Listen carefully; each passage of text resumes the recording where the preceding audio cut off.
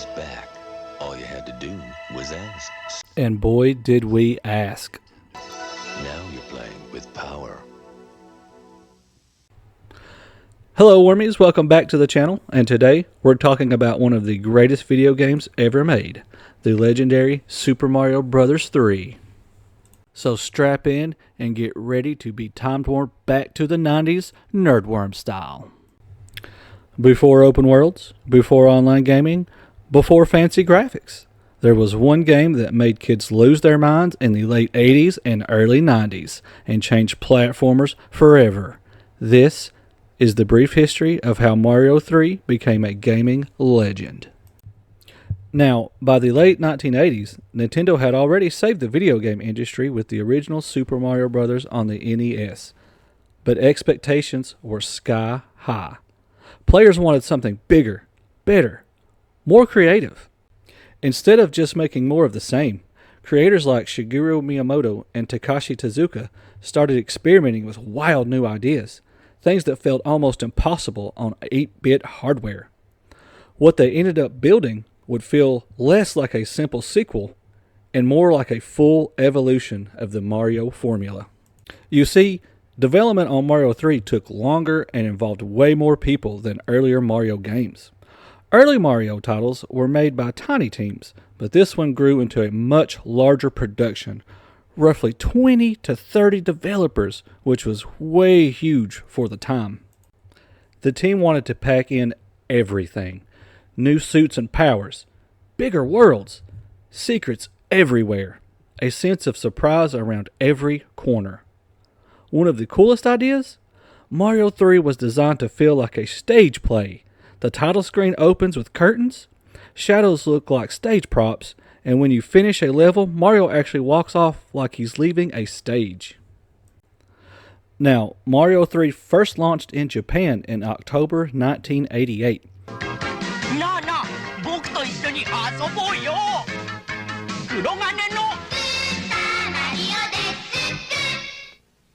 But North American players had to wait until February 1990. And that wait only made the hype stronger. You see, the game was actually previewed in the 1989 movie The Wizard, where it was shown like some secret future game nobody had seen yet. Super Mario Brothers 3!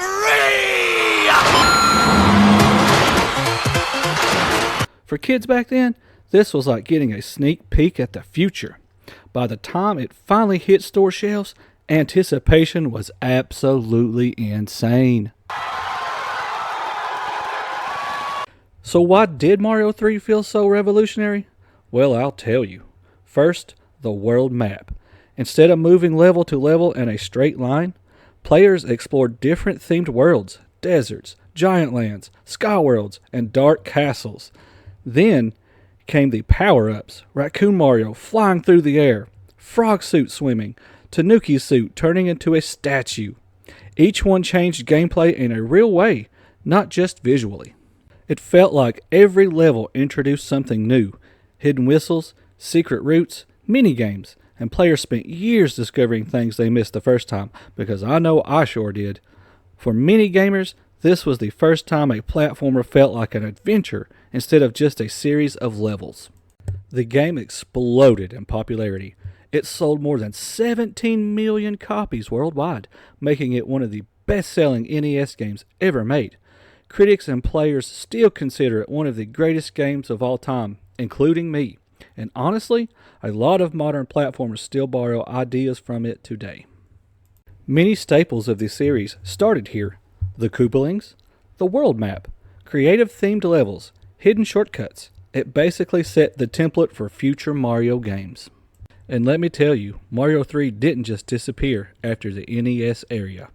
It was remade for newer systems, re-released multiple times, and introduced to totally new generations of players. You can still feel its influence in later games, from Super Mario World all the way to modern Mario titles. And what's even more amazing is how well it holds up. Even today, the controls feel tight, the music is iconic, and the level design feels intentional and playful. It's one of those rare games where nostalgia and quality actually meet in the middle.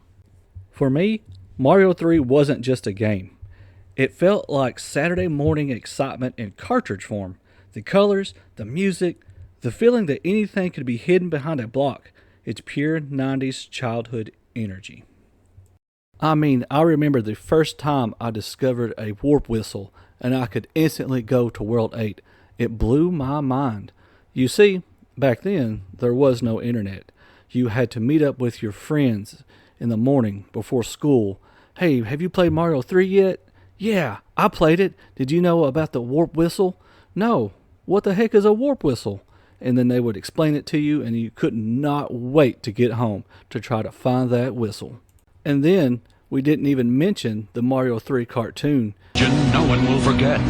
Everyone thought King Koopa had left the Mushroom Kingdom. And then his doom ship attacked. King Koopa was back with the greatest danger ever known, his Koopa kids. Using their new superpowers, the Super Mario Brothers rescued Princess Toadstool and beat back the evil Koopa family. I'll get those flutters! Now I want to talk about the first time I actually got to play the game. I didn't actually own it. I rented it at my local rental store, and it blew my mind. It was the best game. I fell in love with it instantly. Now, I did wind up getting the game later by trading Friday the 13th, the video game, to one of my buddies, and he gave me Mario 3, which I think was a pretty good trade-off. Mario 3 proved that sequels didn't have to play it safe. They could reinvent everything. And decades later, people still talk about it like it released yesterday.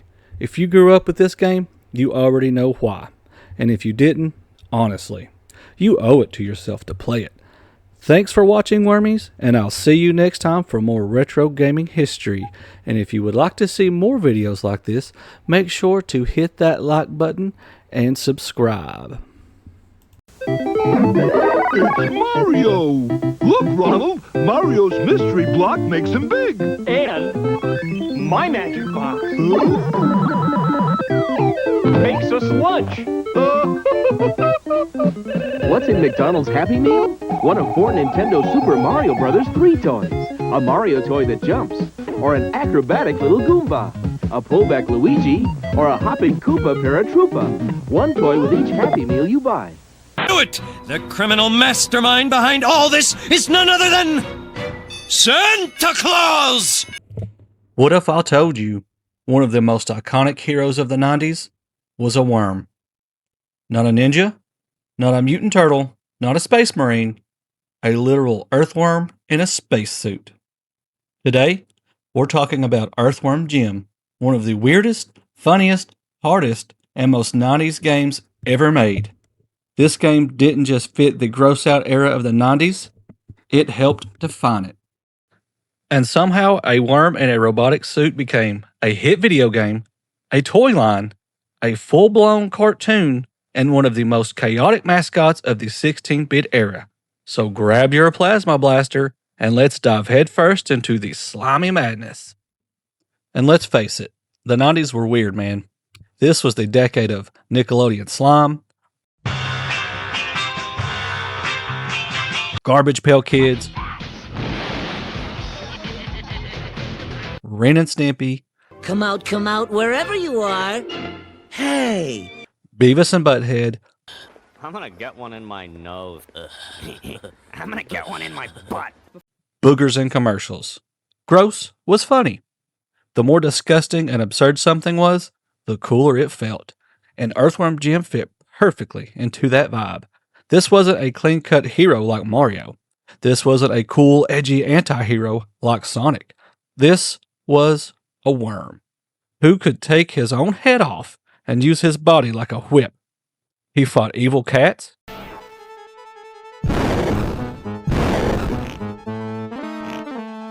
giant boogers, floating psychic villains, and sentient junk piles. It was loud, it was bizarre, it was random. And that randomness, that was 90s magic. Now here's the wild part. Earthworm Jim wasn't created by some huge corporate think tank.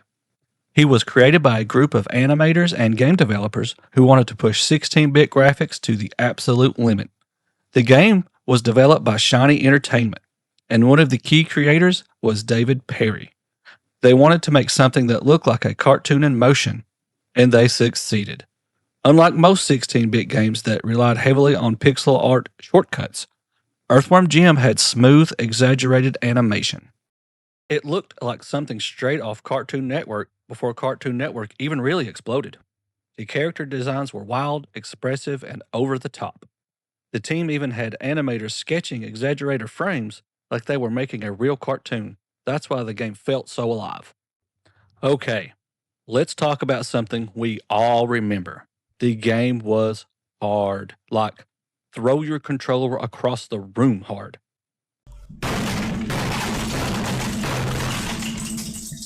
Levels like What the Heck, For Pete's Sake, Down the Tubes, the infamous underwater escort missions. You had tight jumps, instant deaths, time limits, ridiculous enemy placement. And that underwater level, you had to escort a fragile glass bubble through spikes. One wrong move, back to the beginning. It wasn't unfair, but it was punishing. And that was kind of the 90s. Games were designed to challenge you hard because, 1, rentals were huge, 2, developers wanted replay value, and 3, difficulty made you talk about the game, and boy did people talk about Earthworm Jim. Now, let's talk about the commercials. If you remember these. This is the story of Earthworm Jim video game. In outer space, a sweet evil cyborg lost a green cyberspace suit while it smooshes. Right in that slimy Earthworm Jim, and blammo, he becomes a superpowered hero. He takes out that precious dog. Then that stupid worm goes onto the planet Heck. He even tries mucus spongy jumping. And if that doesn't stop him, maybe the battle with Queen festering sweaty slug for a butt will. Earthworm Jim Playmates. They were gross. There were shots of worms, slime, over-the-top weird humor. It leaned hard into that 90s shock comedy. They didn't market Jim as a cool hero. They marketed him as absurd. And it worked. Because kids in the 90s didn't want normal. We wanted weird. And now, let's talk about the cartoon. Earthworm Jim, the soil he did crawl. Earthworm Jim, a super suit did fall. Jim was just the dirt eating, chewing. Because of the game's popularity, Earthworm Jim became a full animated series. The show aired in the mid-90s and leaned fully into the absurdity.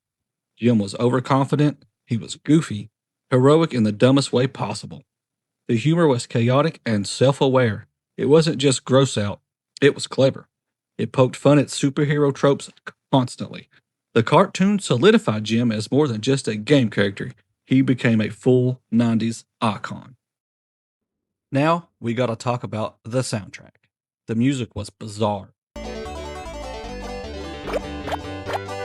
Operatic in some levels.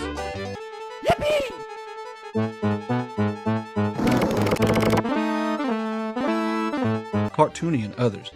The game even used classical music pieces in unexpected ways. Sound effects were exaggerated. Enemies screamed. Jim yelled dramatic one-liners like, "Ow!